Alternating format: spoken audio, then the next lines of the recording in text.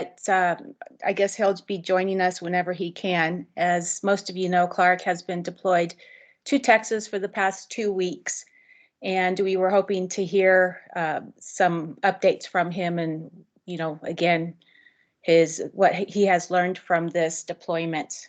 So we'll just go ahead and start with the DDO to the DRO.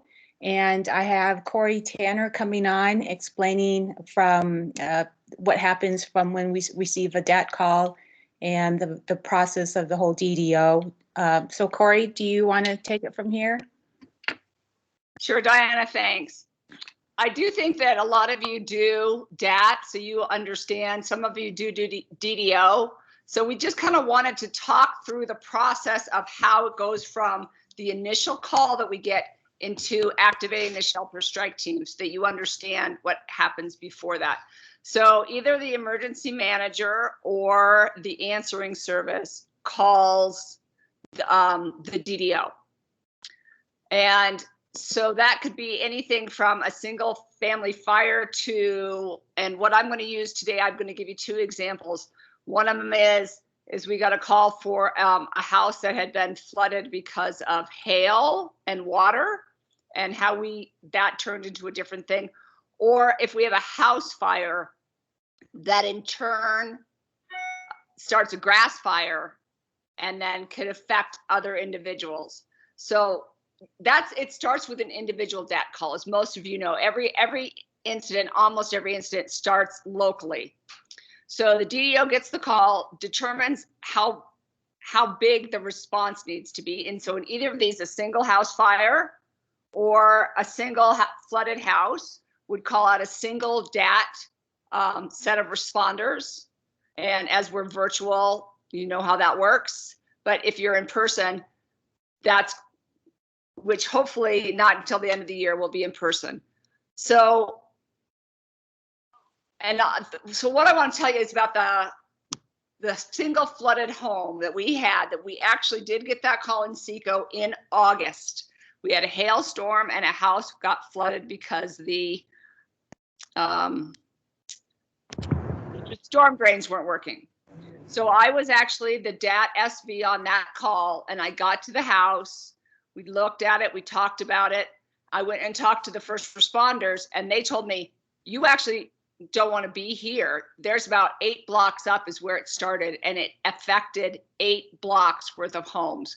So what started out as an initial DAT call turned into 8 blocks worth of homes that had 6 feet of water in their homes because of this storm drain issue.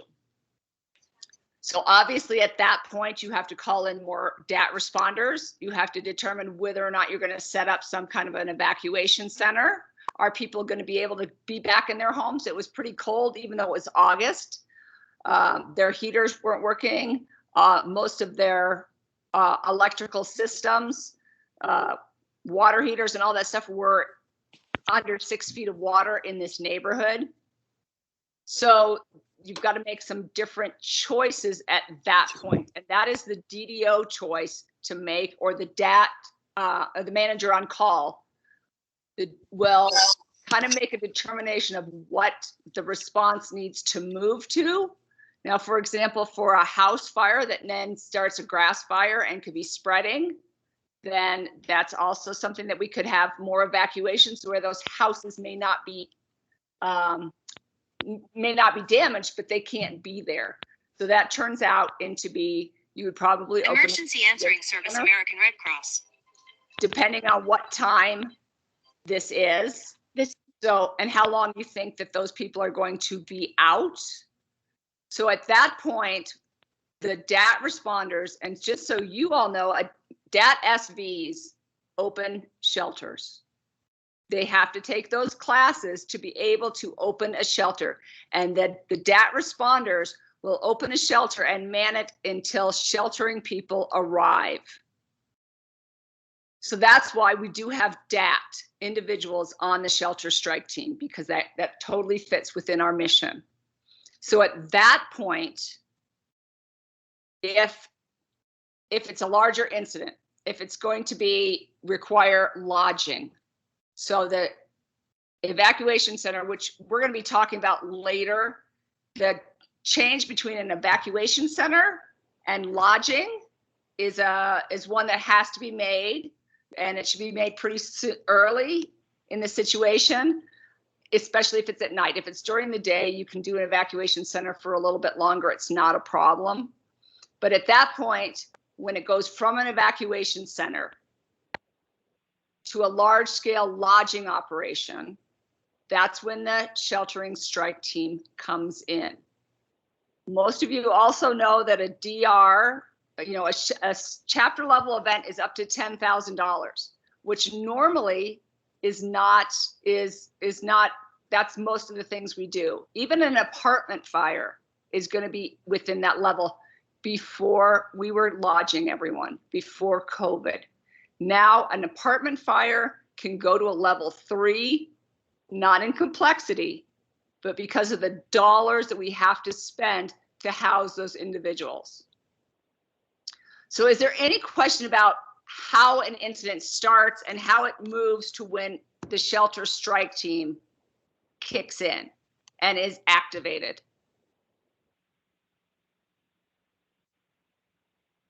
Okay, that's great.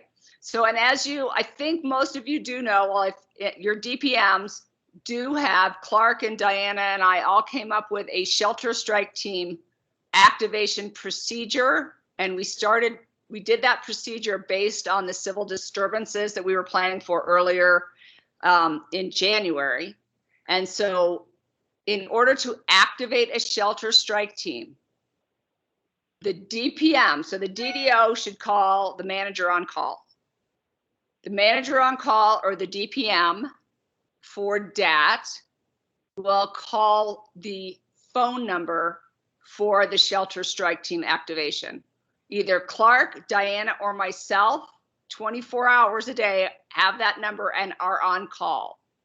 So what happens is the call comes in from the DPM, the DPS, or their designee, and the coordinator then calls to activate a strike team in the appropriate area. And if it looks like it's going to be larger, may put surrounding area strike teams on standby. Any question about any of that? All right, Diana, I'm going to throw it to you. So once it becomes a lodging situation, we move from an evacuation center to a lodging situation. Diana, it's up to you now. Thanks, Corey. So now we have an evacuation center opened, and this is, as Corey said, this is a good time to notify the shelter strike team coordinator for situational awareness if there is a possibility to place one or maybe a couple of teams in non-congregate shelters. So we now have received information that the clients can't go back home because of their homes have been destroyed, or at least it'll be another week or two before they can head home. So now we jump to the non-congregate shelter mode. We need to open up non-congregate shelter, and it could be one hotel, it just depending on the availability of the hotels and depending on how many clients we need to help out. It could be one non-congregate shelters, or it could be one or two or even multiple, as we saw for the Cameron Peak fires or the Colorado wildfires. So now the evacuation center is turning more into a COVID screening area. This is an opportunity, this is a good time for the people that are coming into the evacuation centers to be screened for COVID, as well as fill out registration forms. And the shelter volunteers are there to help with that. After the registration forms are filled out, the clients are assigned to a non-congregate shelter. And then as they arrive to that non-congregate shelter, well, let me go back a little bit. I think the way it also worked during the Cameron Peak fires, which I really did appreciate, is that the volunteer who was at the evacuation center would enter the client information into the tracking tool. And so when the client showed up at a non-congregate shelter, their name was already there. So they were, that would tell us that they were legit. Once they get to the non-congregate shelter, again, we check to make sure that their names is already in the tracking tool. We take the registration form from them.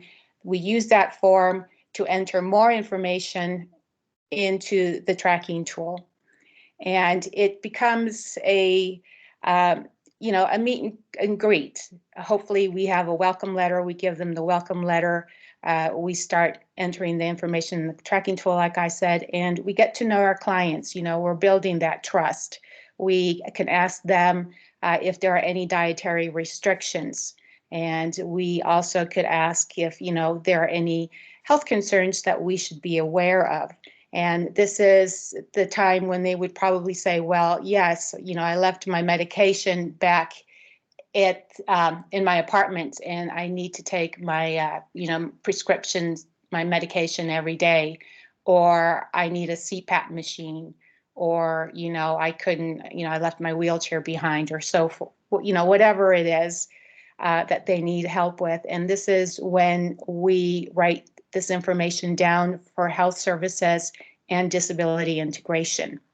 And so we relay that information to DI. And I've got Lonnie Kohler, who is the regional DI lead, and she will be talking about what DI involves in the shelter and how shelter workers can help with communications between DI and clients to better serve our clients. So Lonnie, are you on?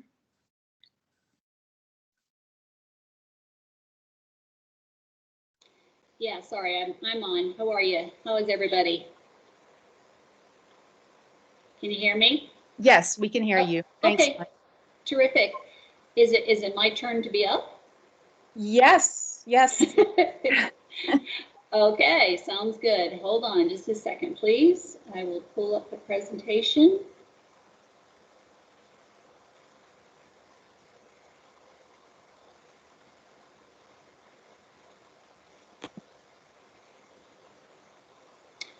Okay, can somebody confirm that the presentation is up? Yes. Okay. Good morning, everyone. Hope you're doing good so far. Happy Friday.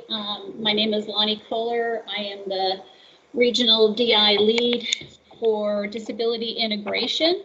And I noticed that Bonnie Goss, who often works in the shelters, you may know, she's also on. She's my Mile High chapter lead for disability integration. So you're in really, really good hands. So today, what we're going to discuss is who we are and what we do.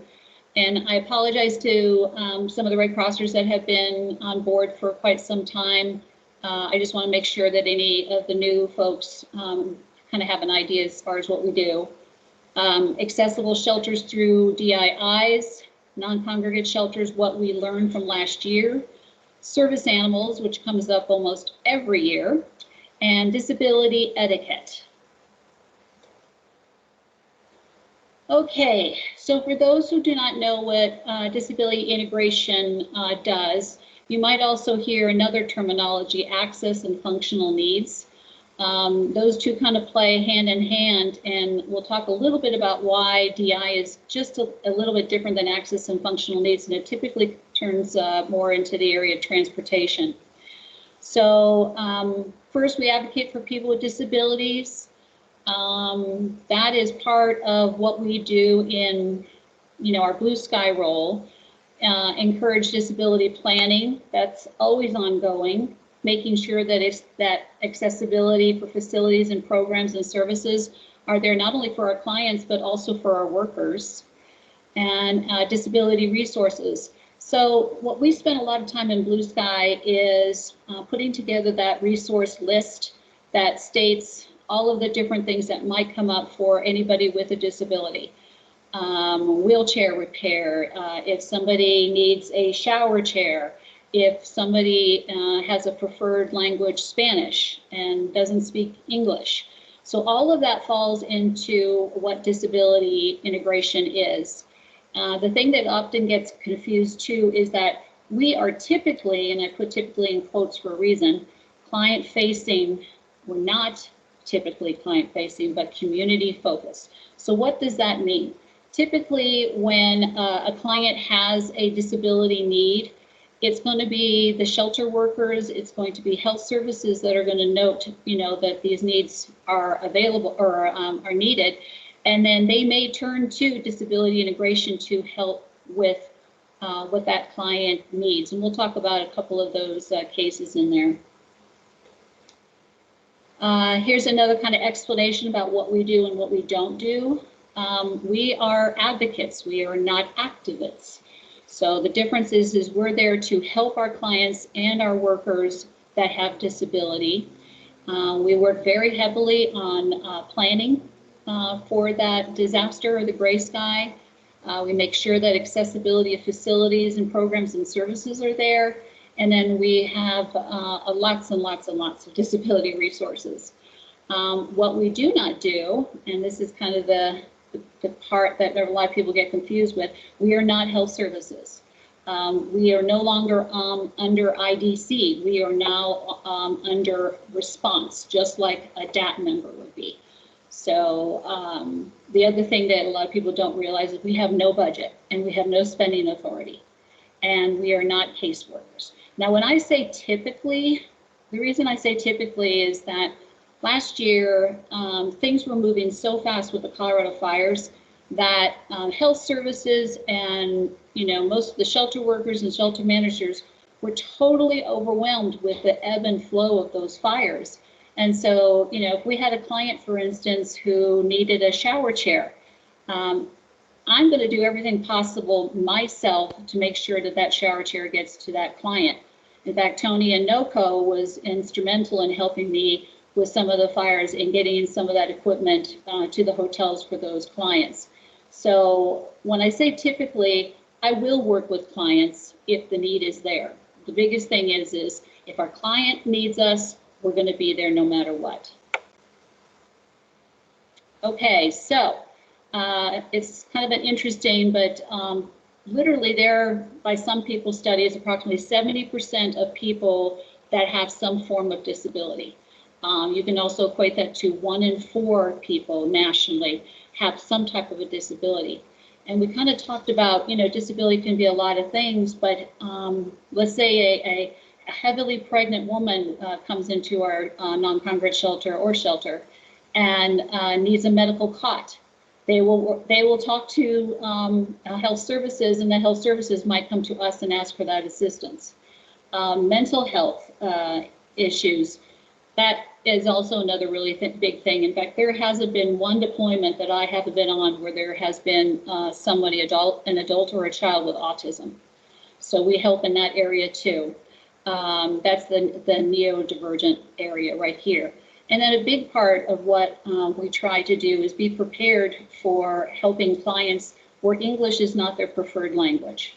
So, how do we help with translations? How do we help with making sure that they're comfortable speaking in the language that they prefer? So where does disability integration fit in? According to our flower, we work everywhere, all right? We touch every single one of these locations. We help, in the area of feeding. If a person has a needed health reason or religious reason for a special type of food or, feeding, we help in that area. We help in the sheltering area, making sure that locations are accessible. So in every one of these areas, we touch one way or another. So a lot of people say, well, how do I engage you, Lonnie? Oftentimes, it might even start at the evacuation center. That's what happened with the Colorado fires last year, is it was noted that several people had come in that, for instance, had to leave behind their wheelchair. So it's been brought up to me, or it's being brought up to the shelter manager who brings it up to me, or health services. So sometimes it starts at the evacuation center.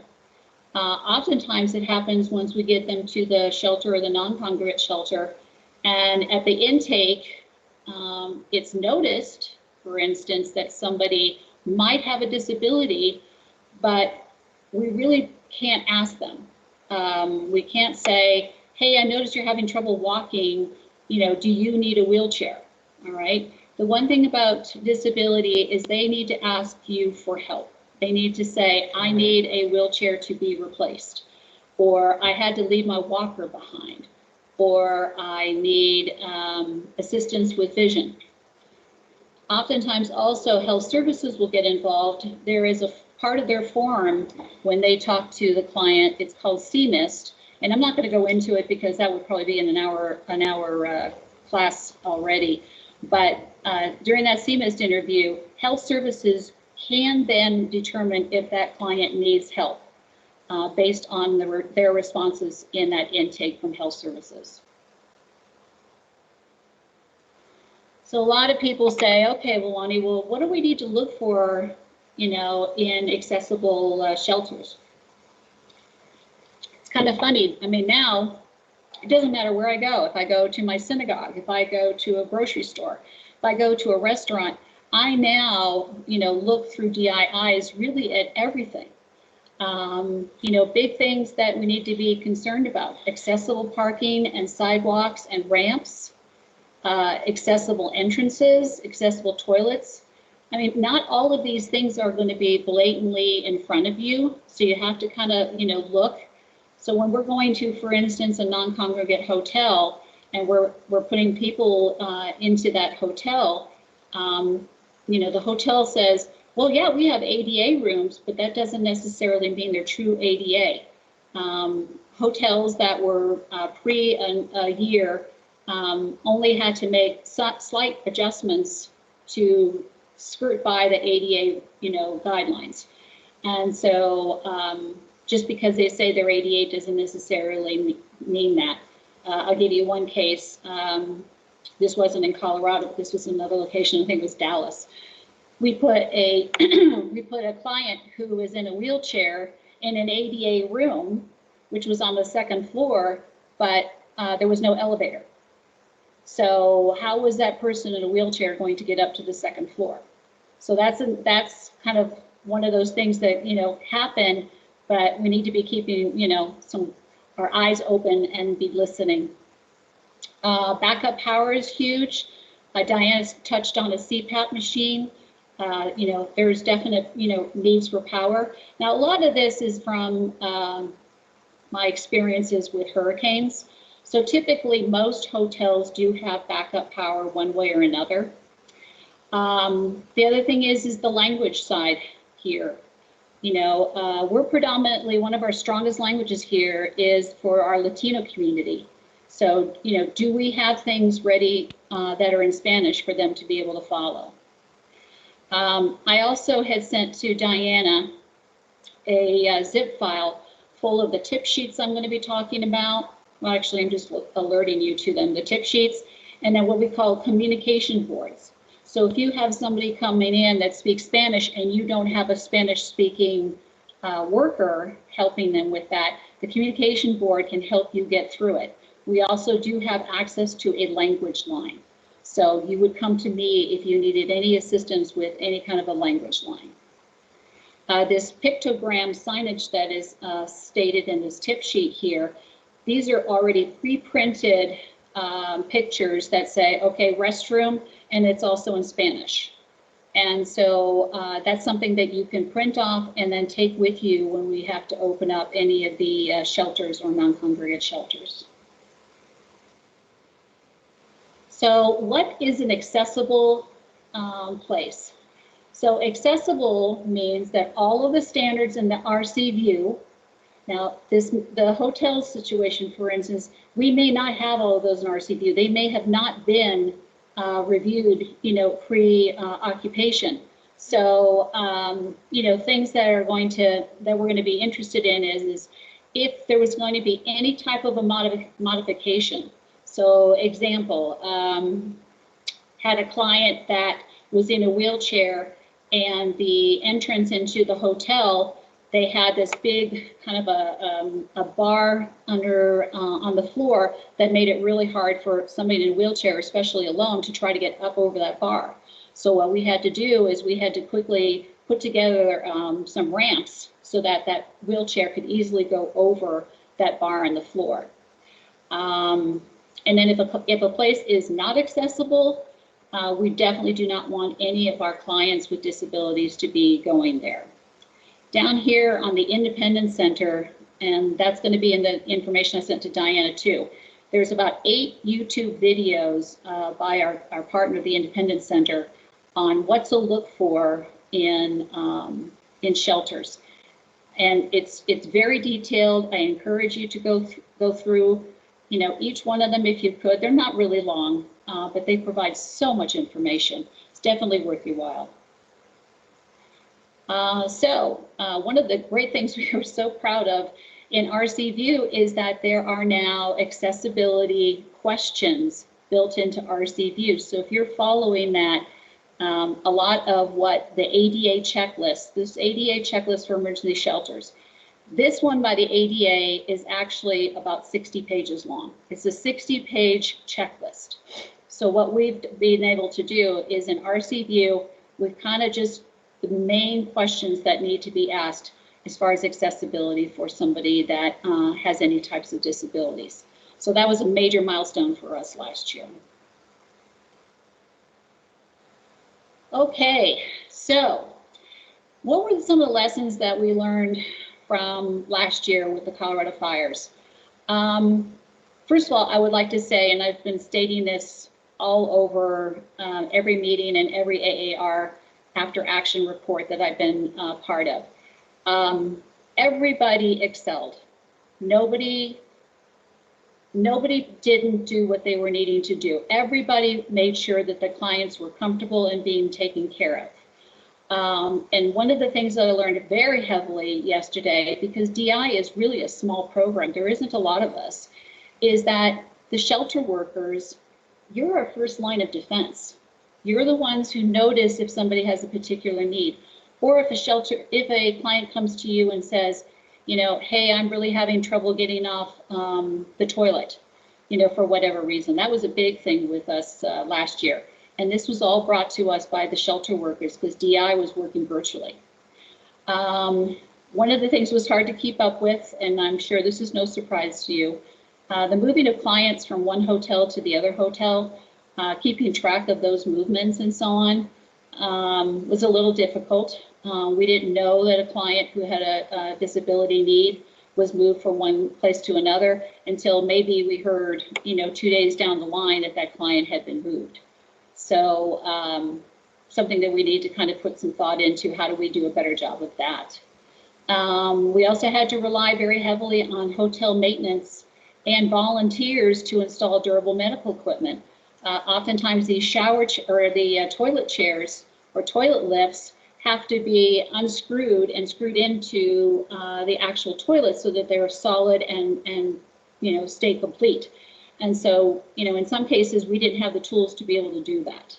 So I might say to Diana or the strike team in general is if you had some type of a, you know, toolkit that had like a wrench and a screwdriver, something like that, just some, you know, minor tools, that might be a very good thing to have. We talked a little bit about not all hotels and motels being truly ADA compliant. There are many more cases of places that say they're ADA compliant, but then they really aren't. And so the year of that hotel or motel is really what's going to say, you know, what type of ADA modifications have they made? And you'll be able to notice it too. If you, for instance, go to the restroom, the public restroom, do they have Braille on the signage? All right. That would be somebody who's paid more attention to the fact that there are ADA needs in that hotel and they've done the modifications. We talked a little bit about modifications are usually available. So, you know, modifications like, you know, building a ramp quickly for somebody to go over on a wheelchair, you know, providing a shower chair in a bathtub configuration because a walk-in shower wasn't available. And so a lot of our senior and aged clients, they may have trouble lifting their legs up to go inside a tub type shower. So modifications like a shower chair, we can do those.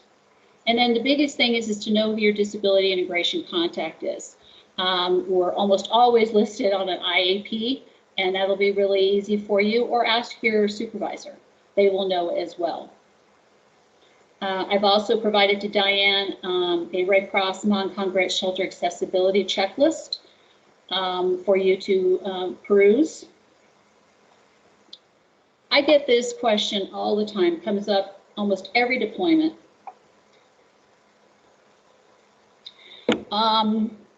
What is a service animal? So they made it really easy now. The ADA had at one time said a service animal can be a dog or it could be a miniature pony. Well, recently they said, nope, no more miniature ponies. The only true service animal is a service dog.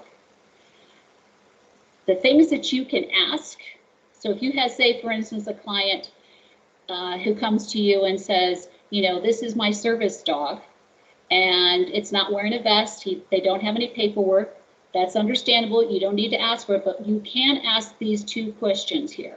Is the dog required because of a disability? And what work or task has the dog been trained to perform? Now, last year with the fires, a lot of these hotels were accepting pets. They didn't have to be service animals. So a lot of that was happening. We oftentimes felt, you know, we didn't have enough rooms for all the people that wanted to bring their pets when they had to evacuate the fires. But when you have somebody who says, this is my service dog, these are the two questions that you can ask. Where does this really apply? It's more so in the shelters where it's not a non-congregate shelter, just a congregate shelter. The service animals question will come up quite often. And so these are the owner's responsibilities. The dog must be under control, must be housebroken, and they must be following the ADA guidelines. We do not accept emotional support animals or comfort animals or therapy dogs per the ADA. We comply with the ADA in all of these guidelines. Disability etiquette. I have to say, you Red Cross workers, your hearts are as super big as anything I've ever experienced. But occasionally I do run into somebody who, you know, doesn't say the right words, and we'll have a little sheet here in a few minutes on what the proper way to talk. But I actually, one of these things I still have a hard time as far as when you're needing to make eye contact with the person, not the interpreter. So you have somebody who is deaf and they have an interpreter with them. Do not look at the interpreter. You are to look at the actual client, the person who has no hearing. I still fall victim to this all the time. So I have to make a really big emphasis to do that. Another one is if somebody is in a wheelchair, try to get yourself to eye level when talking to them. Do not talk down to them. And a lot of this is just common sense, really. And then we're going to talk about the refer to people in the person first language. Again, there's a tip sheet that I have sent to Diana on a lot of this information that she will be sharing with you. So the easiest way that I can help you when you're needing to talk to somebody that has a disability is to use the person first. You just say, for instance, the person has intellectual or development disability. They are not retarded. They are not mentally defective. They are a person with an intellectual, cognitive, and development disability. The same goes with somebody who is visually impaired or in a wheelchair. You know, some of these words that we used to use, I look at it now and I roll my eyes and say, you know, how could we have ever used these words? You know, somebody who's experiencing homelessness, we used to call them bums. And just some things to be cognitive of, you know, when you are either describing somebody or something like that. I've also included in the sheet a really great sensitivity video that I would encourage you. It's comical, but it gets the point across, and it is very, very important. Diana, are we doing okay on time? Yes, Bonnie. Okay, so I've been on several deployments for hurricanes and so on, and I just want to share with you, some stories, because frankly, the stories, they speak volumes over all these words in this presentation. I was at a hurricane in North Carolina, and we had a client at one of the shelters, and she was very depressed, and she was saying she wanted to kill herself. We were sending her to the hospital. She'd stay at the hospital one night, and then they would bring her right back to the shelter. She had to be evacuated due to flooding. She was making everybody just absolutely miserable and really did not know what to do. So I happened to be there, and we took this client and along with the shelter manager and health services, and brought her into a room, nice and private, and tried to talk to her to see what it is that we could do to make her feel more comfortable. And all it turned out is that when she evacuated, she forgot her dentures. And so she hadn't been able to eat because at this particular location, our feeding was mostly hard sandwiches. So she was hungry. So I just noticed that she didn't have any teeth in her mouth, and we really got down to the problem right there. Went out and got her some soup and pudding and so on, made everybody better.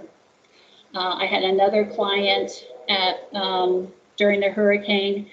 He could not see, he could not hear, and he could not speak. And so I had to bring in one of those good old-fashioned TTY machines, and then trying to find a telephone line to hook that up to, was a little bit difficult. But this was a man who also was homeless, and he, just a very, very nice man, but he was so frustrated because he couldn't get anybody to listen to him. He was signing to people with his hands, and nobody was an ASL interpreter. So brought this TTY machine, and because it had really, really bright light on the screen, when he looked at it really, really close, he was able to make out what we were typing. So, a lot of these cases are what we call get to yes, as you see at the bottom. I had another client who wanted to bring in their service animal. It was a cockatoo. And a cockatoo is not a service animal.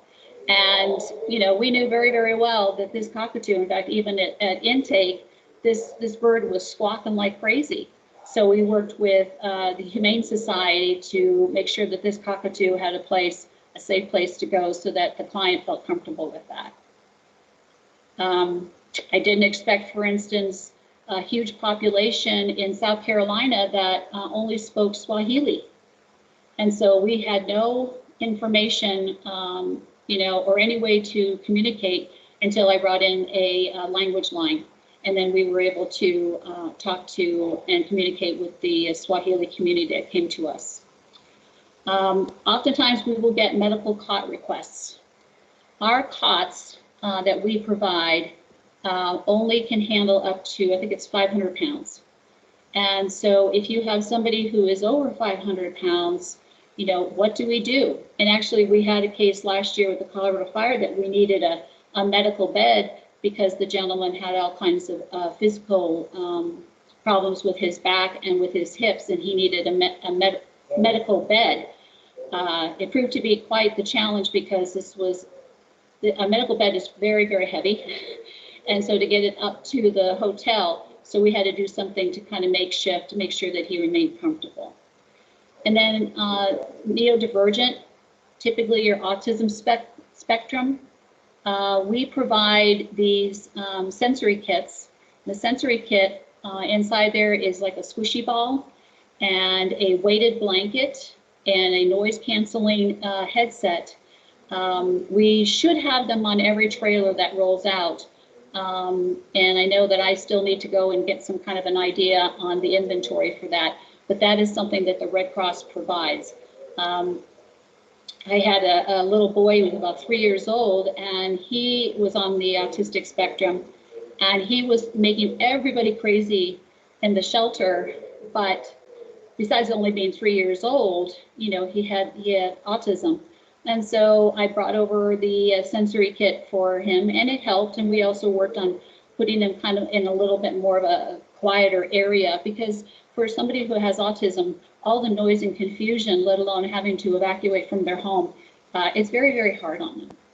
So lots and lots of stories and great lessons learned, but every client will get taken care of.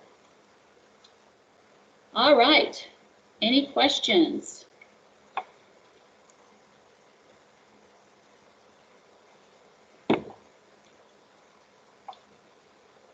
Is there any questions in the chat, Diana? I don't see any. Sean wrote that there is no DI people in southwestern Colorado. Where would the nearest DI specialist be if needed in person? And That's Jim Boardman. yes, Jim Boardman responded, as well as Bonnie Goss. Yeah, and please know I'm always available. Sometimes I'm, the regional lead. Sometimes I, recently I've also accepted the position of CEP, Communications and Engagement and Partnership, or Communities, I'm sorry, Community Engagement and Partnership. So I take that role too, but I am always available. So, if Bonnie's not available, Jim Boardman isn't available, we all work together to take care of the needs. So, and we're still trying to grow the team. I appreciate that. It comes up pretty quickly, even though multifamily fire in Alamosa, we ended up scrambling around for, shower seat and oxygen and things on Thanksgiving Day. But volunteers were able to cough it all up. Yeah. Yeah, like I said, the volunteers that are there on the ground with our clients, you guys really rock. I don't even know how to put it into words. I was exceptionally proud of how well we did last year with the Colorado fires, considering what every day brought to us. So, any other questions then? Thank you so much, Lonnie. This is great information for all of us. A lot of information. And yeah, sorry. this is really great. All the information that Lonnie sent to me, I posted on the Teams file. So you could find all the information, including all the really neat picture communication boards. And I just want to say I had the pleasure of working with Lonnie in South Carolina, in Myrtle Beach for Hurricane Dorian. And that was my first time working really with DI. And I had a young woman with a 5-month-old baby, and she was pregnant, and she had come into our shelter, and she had just run away from her abusive boyfriend, and she came in with the black eye and everything, and really scared. I had called Lonnie about this because, after the hurricane, where is she going to go? And she immediately showed up to the shelter, sat down with this young lady. And before we knew it, Red Cross had provided some money, a bus ticket, and found a battered women's shelter 5 hours away from the area where she had left. So you all do superb jobs. We really appreciate what you do, Lonnie. And thank you so much, Jim and Bonnie and all the DI people. Yeah. And we also have DMH. Of course, everyone knows that we have health services, and we have the support of DMH, as well as spiritual care on hand. Of course, due to COVID, everything has gone virtual, but they're always still available to support us in shelters. Thank you, Lonnie. Thank you, everyone, and thank you again for all that you guys do. You just really, like I said, are rock stars. All right, so moving on to feeding. One more thing that I would like to say at that takes place in a non-congregate shelter is it's very, very important to have good communication with the hotel staff. You know, and it's literally, you know, we're staying in their home, so to speak, and, you know, what they decide goes, which in some circumstances could be a good thing. You know, if there is a client that needs to be evicted, they normally do it through the hotel, and, you know, Red Cross kind of just backs away and lets them do whatever it is that they need to do. But we are there to support our clients in any way that we can. So I also wanted to quickly mention that there is a new revision to the compendium that just came out. I actually received it this morning, and just for you to look over. And it includes a non-congregate shelter task checklist, which I was able to review really quick this morning, and I intend to go back and take a better look at it, but that's also available. So we talked about DI, and then what else do we have to do at a non-congregate shelter? And that's feeding.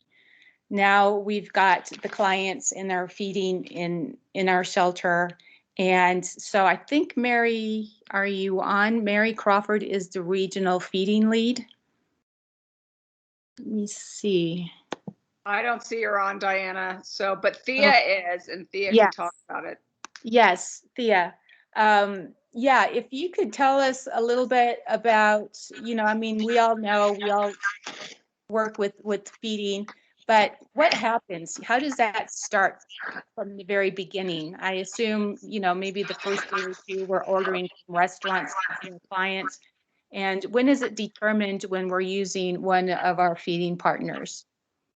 And Thea, can you also talk about the differences in some of the offerings of hotels and how that could change how you would look at feeding?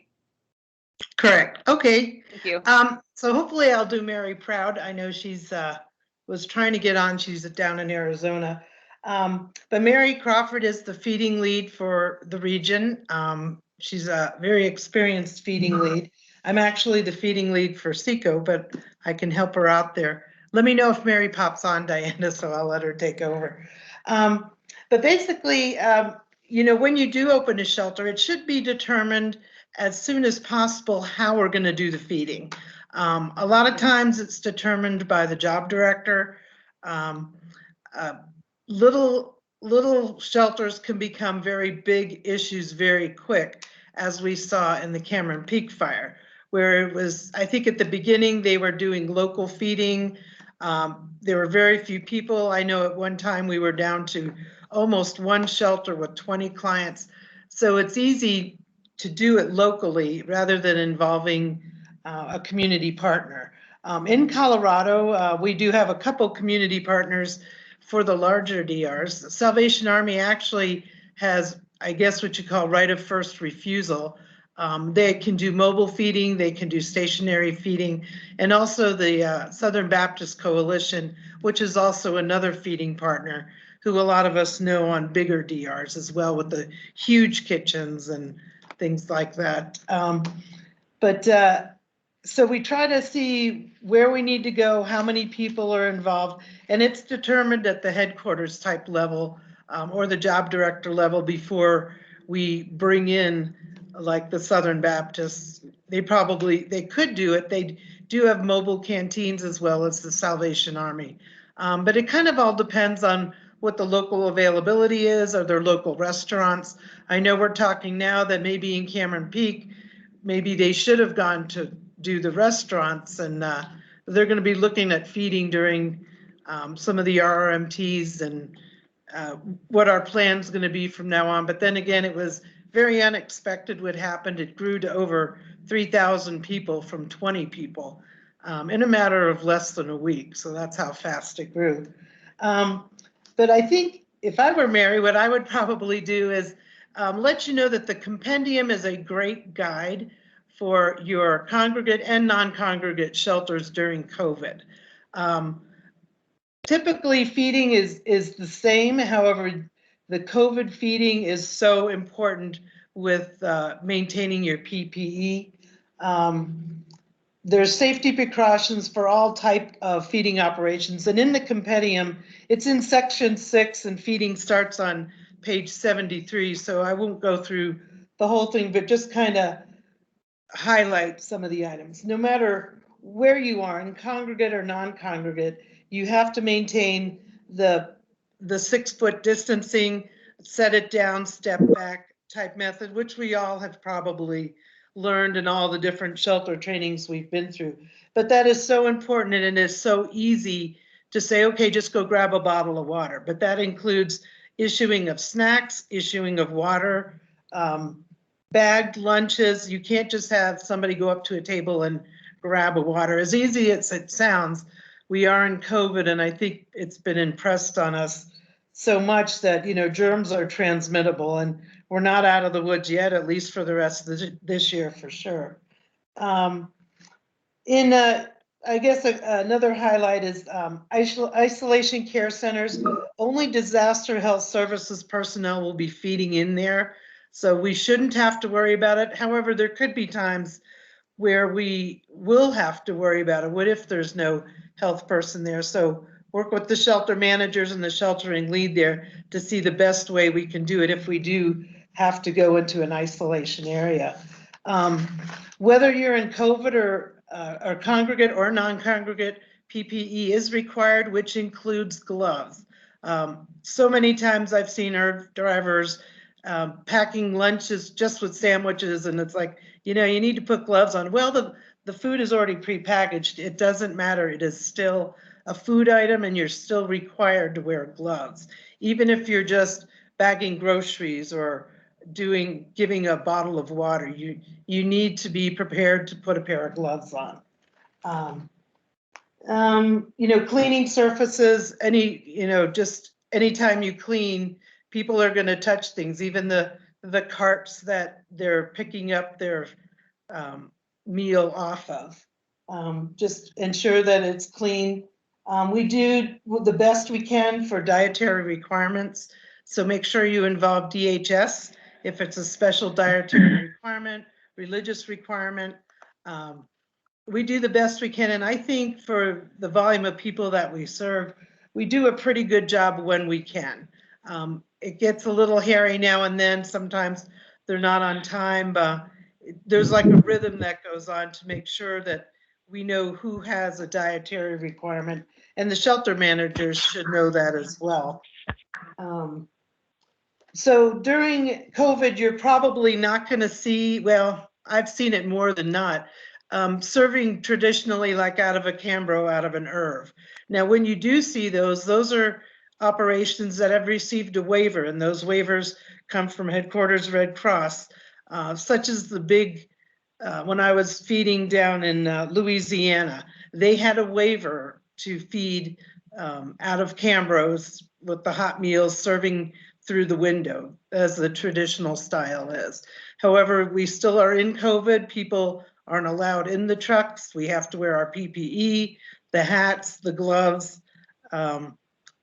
We have to be really careful of temperatures for both the hot and the cold. So make sure that if you see it eventually in the Cameron Peak fire, they did get a waiver, and then you saw hot meals being delivered the traditional way outside the Irvs, or sometimes they were put on carts and distributed through the offices in the shelters themselves.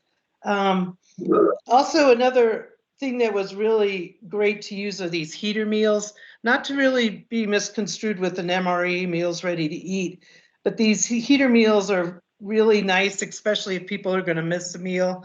They are self-contained. They have a heating source in it, and once you break it open, it heats the meal, and you know, we don't even have to touch it. It kind of comes in the box. But during COVID right now, you have to use shelf-stable, single-serving, ready-to-eat items, pre-packaged items. Of course, it hasn't changed. It has to be prepared in a commercially owned kitchen in order to serve it to begin with.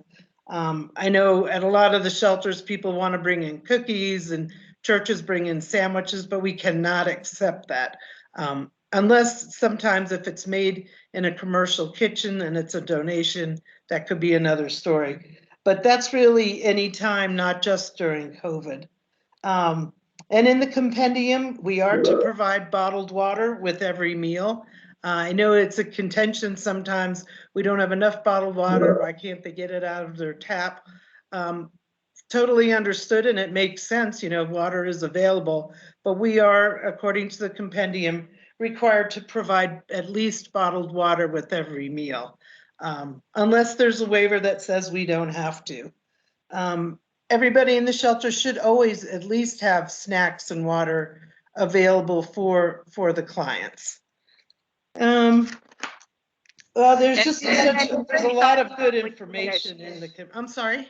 I said, when you get to a good stopping point, when Mary's on, so she can take over at some Oh, point. for you okay, too. Mary, go ahead. Mary, are you there? Yeah, I was just unmuting myself. I'm sorry. I am. Okay, Mary's taking over. Oh. Okay. Can you hear me? We can hear Yeah, you. Go ahead. Hear you, Mary. Oh. Sorry. Yeah, well, I missed a lot of what Thea had said, except I doubled down on always trying to have snacks and water available 24 hours a day, and certainly with meals. And so, what did I miss? I'm sorry, I don't know what. I came in the middle of your presentation, Thea. Were you just talking about COVID? Well, I was kind of mixing in both. I was going through the compendium, you know, the proper way to serve, when the decision's made, how we're going to do feeding, things like that. Okay. Okay. Well, I guess what the first thing I'm going to say is that every situation is different, but if we open a shelter, we are going to try to get a meal to our clients and our workers for the next meal time. And so if it's in the middle of the night that the fire happens, let's say, we'll try to get them breakfast. Sometimes that's not possible, the circumstances, but usually we can. And if we're just starting out, we're going to scramble. Probably talk to King Soopers if we can do single, you know, have them bag up food so we can just give them individual self-serve items, or I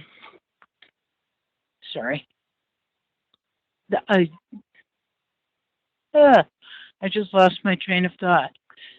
And or call a restaurant and have them provide the meal. If we find out that the shelter is going to be open for more than just a day or two, we're going to start calling our partners to see if they can feed people, that we can set up they can set up a kitchen, or if it's in Denver, we can call on the Salvation Army's kitchen to provide meals, which they would prepare individually, package, and then we would distribute. Probably have feeding workers or shelter workers go out to actually pick them up and bring them back to the shelter. And if it's going to be a longer time and a bigger operation, we'll probably reach out to the Southern Baptist or the Colorado Baptist Relief operation, and they can, they can provide the meals. We usually would, in that instance, just for your information, the Red Cross usually will buy the raw ingredients and deliver them, but the Southern Baptists will prepare them for us. And have you talked about special dietary needs, Thea? I did Are a you little there? bit about contacting DHS and the shelter manager and letting them know what their requirements were. Right. And that's a tough one because people don't come forward. And the Cameron Peak fire, I think it was like day 6 and of the feeding operation, the day 6 that I was on the job, found out that there was somebody who was allergic to onion. And we hadn't known that, and so this person had not been eating our food. And that would have been an easy fix because we were using a restaurant. We called them and said, you know, this guy can't have onion. Can you help? And they could. They told us which meals on the menu could meet those needs. But you have to really persist, ask again and again, to make sure that you know if there are people with special dietary needs. And then sometimes if your provider cannot, like Salvation Army just cannot help, then you're going to have to find a restaurant or some other means of getting the appropriate food to them. And I'm not sure what else you want to hear. Diana? Thank you, Mary. That was Is there- good. Yes, Okay. thank you, Mary. Anything else? No, Thea, I was wondering if you could give us that example of how you worked with the feeding partners. Fortunately, they had a full kitchen in the hotel that they stayed in. And who was it that you were working with and you provided groceries instead of meals? Oh, okay. Already made meals? Sure, no problem. I did have a couple pictures. I don't know if you have those pictures available, Diana, to share, but if not, no problem. I'll find them while you're talking. Okay. Well, one of the things that we did down here in Colorado Springs during an apartment fire, this was like the first week that we were in COVID, very early April. So this was actually one of the first non-congregate shelters that the region did. So I think a lot of things were learned from that. Because of the immediate need for not just us, but for the community for feeding in COVID, we had to come up with a way how to feed these clients from an apartment building. It was relatively small. There were 28 rooms and about 40 clients. So while it would have been easy to probably just go out every day, every meal and get restaurant foods, I was trying to think of a different way to do it. The hotel, the non-congregate hotel we placed these clients in, actually each had their own kitchen. It was a full little kitchen. They had a stove and an oven. They had and a full-size refrigerator. So what we did is, working with our partner Salvation Army, they were very overcome with the need to provide meals to the precariously housed people, to other churches. So we kind of got together with the Salvation Army and our local food bank, Care and Share, and kind of came up with a plan of what these clients had available because of the kitchen. So working through Care and Share, we came up with a grocery delivery method that we used that really worked absolutely amazing. It was not labor intensive at all. So basically what we did is 3 days a week. You can see some of these pictures here with the Care and Share bags that we had. And it really took 2 to 3 people to do all these meals. Breakfast was served at the hotel. It was a bagged meal. What they did is we devised a plan that 3 days a week we would be serving the meals. Like on Mondays, each family would be getting 3 bags of groceries. One was a bag of bread items, cookies, breads.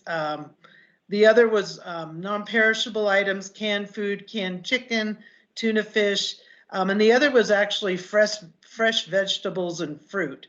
So we would be working with these clients to find out if they do have dietary needs, which CareNShare and Salvation Army were able to accommodate.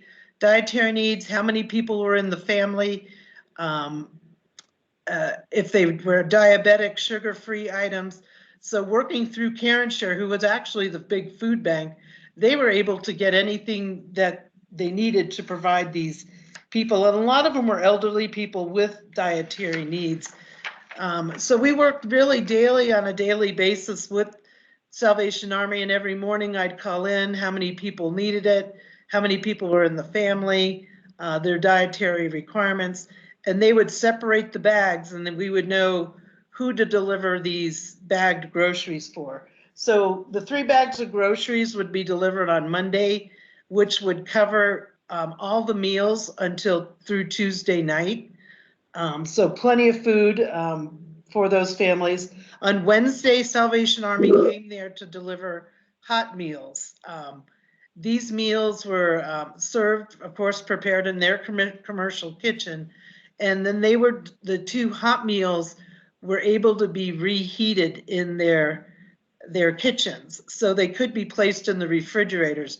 The items that were able to be reheated, they didn't put in like roasts and things like that, or hot dogs, because they'd be shriveled, and who wants to have a reheated hot dog?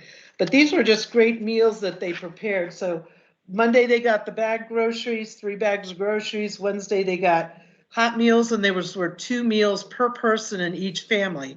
So if you had 4 people, you're getting 16 type meals, or I'm sorry, 8 meals per 2 per person. So these meals would be more than enough to cover through Friday, and Friday we delivered another set of groceries. So really food delivery was 3 days a week. One of these pictures, we started out with the boxes.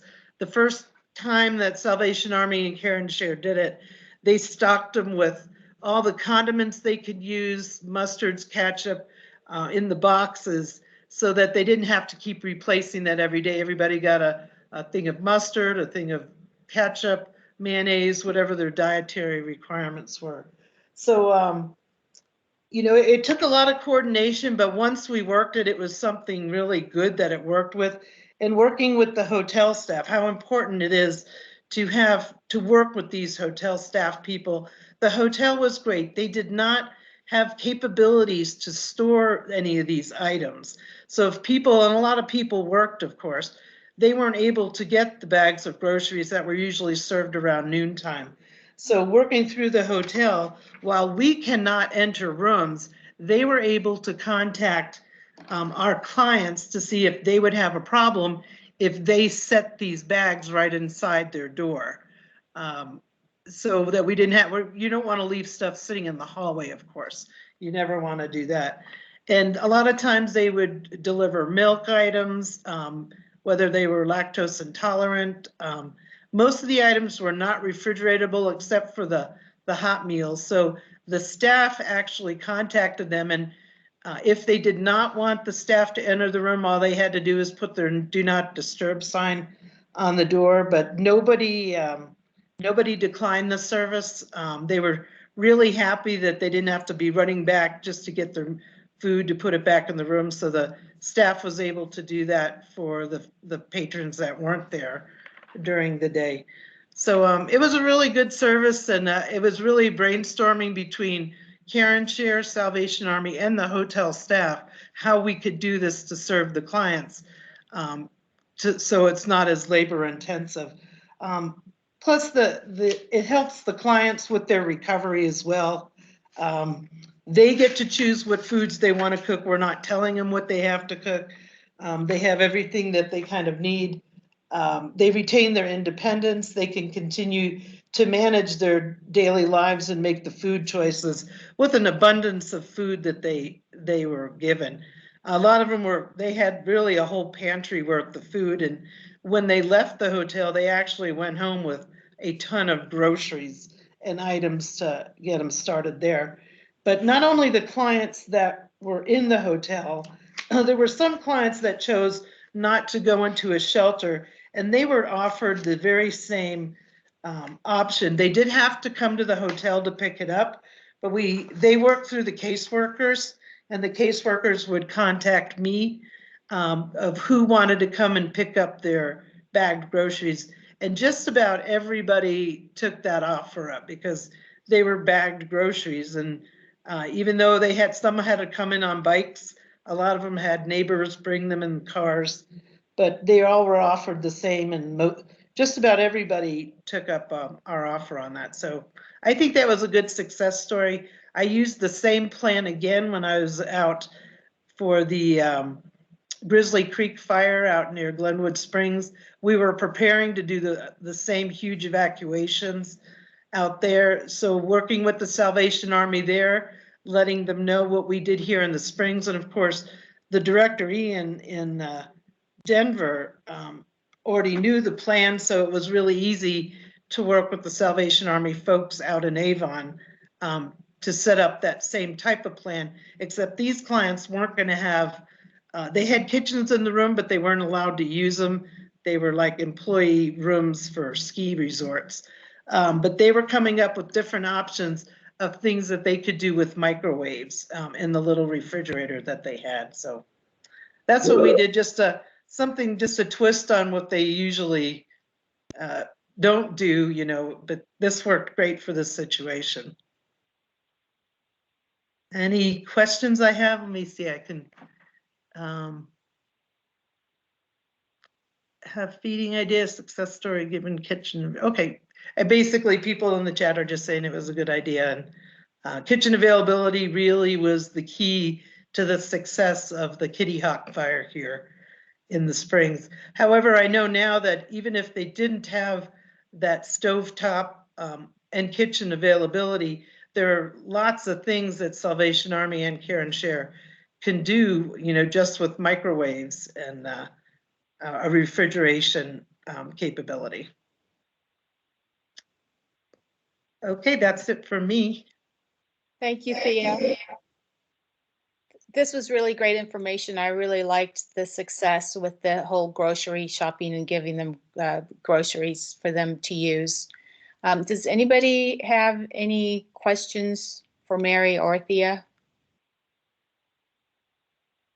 All right. And we will continue. So we will be doing some type of training. I know that this was kind of a basic training, but there are a lot of new volunteers who have come on the shelter strike team. And so I thought this was a very good start. In a couple of weeks, I believe it's March 19th, we're going to be discussing in detail the client tracking tool and how it relates to the SRT shelter resident transition, and learn about that and what we as shelter volunteers are expected to do with that information. Clark, I think that you are on, did I see you?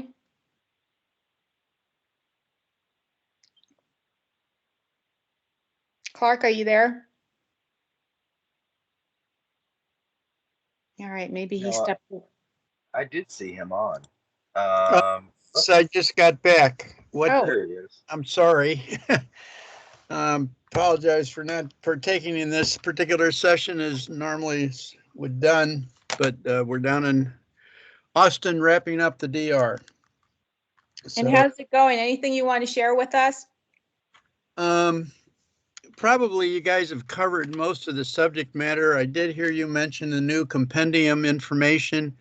And yes, we'll go through that pretty thoroughly, and the next sessions bring that up to everybody's awareness. And I know we got some things planned for the next meeting that are going to include some subject matter experts on things. The only thing that I would add, I guess, from my experience down here so far is that there has been a tremendous effort on the part of leadership to make sure that we maintain the COVID procedures and policies as it relates to our activities, interacting with clients and with one another in a close environment.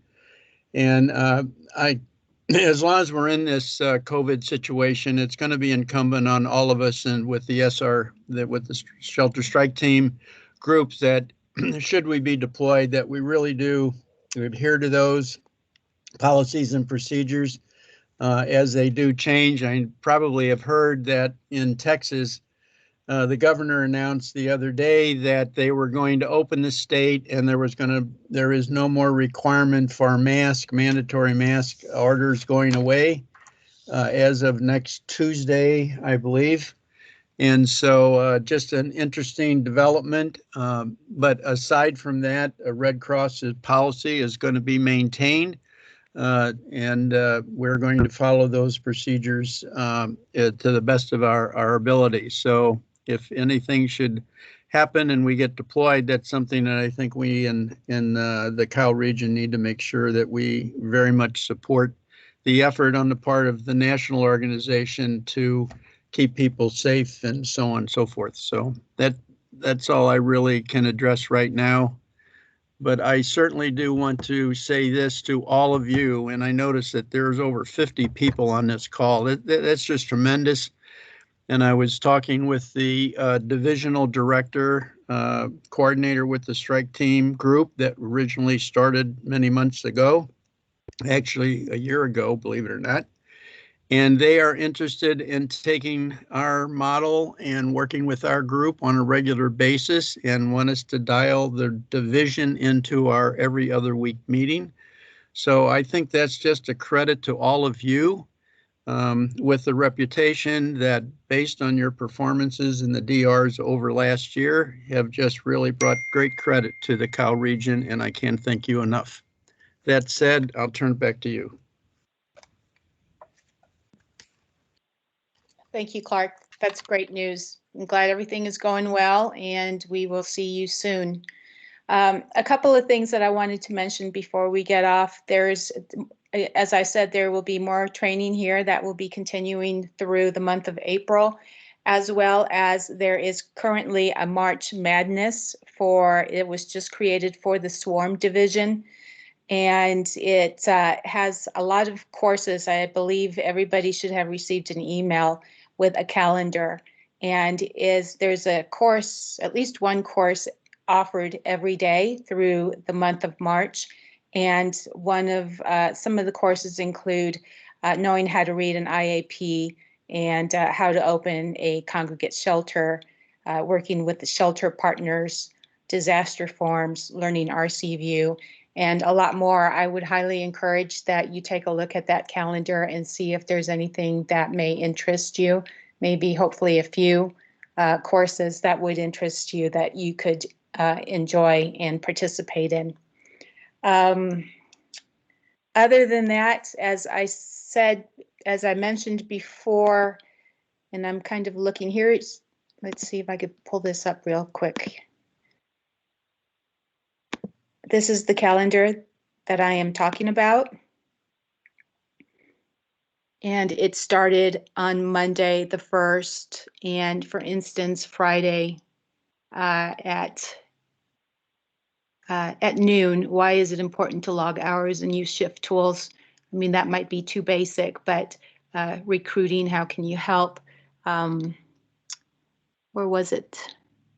Well, anyway, you could just take a look at it yourselves and see if there's anything that does interest you. And another thing I just wanted to quickly mention, if I could find it, is I did include all the attachments that Lonnie sent, and there are some very, very interesting picture boards that I highly encourage. They are printed, and maybe we can even laminate them if we don't have any. And I know it's kind of sideways, but there are some for different languages, and there are some for maybe a person who is hard of hearing. Very interesting information, and it's found under General in the Teams file. Any questions?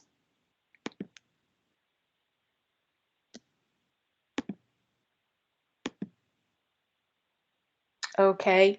Lastly, Corey has a scenario for you. Corey?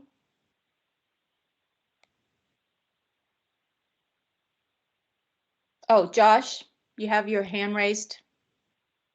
Hey, yeah, Diane, I just wanted to share a couple of things since the whole group is on, if you can oblige me just a minute or so. Sure. So I wanted to address an email that went out a couple of days ago from Kristen Geetson for those that maybe have not seen it. But our Chief Operating Officer, Sean Soltze, was able to get vaccinations set up at the Denver office through the Denver Health District. Those are free for Red Crossers. And the 9th and the 10th, a message went out to all direct services workers. So everybody that's on a strike team or as a shelter member or a DAT member would be eligible. I've not seen the actual registration for that come out yet. We should get that information here pretty quickly.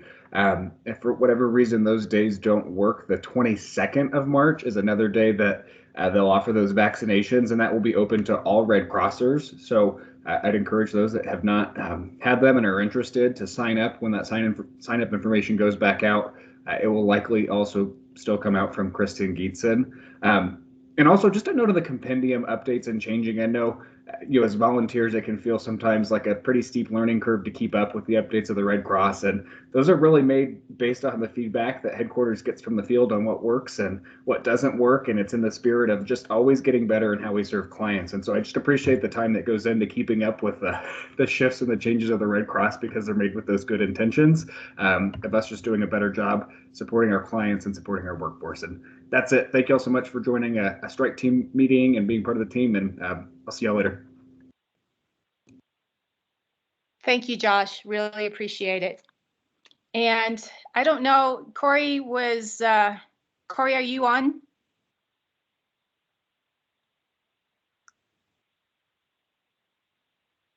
All right, she might be busy right now, but Corey has developed another scenario for an exercise. And if she isn't on right now to discuss it, I'm sure that you will receive an email from her. So if you could take a look at this scenario, it's probably related to what we discussed today, a what if scenario. And then we will probably go ahead the following on March 19th and review that shortly and before the next training starts. And I believe it's going to be the client tracking tool, and Gehrig is going to be our subject matter expert on that. So should be really good. I think we are done. Thank you so much. It's normally we put 2 hours in case anybody has any questions or anything to follow up on. But we tend to keep it shorter than 2 hours, which is really great. So we've got 35 minutes, unless anyone has any other questions. I will see everybody on March 19th. Thanks, everybody. Have a great weekend.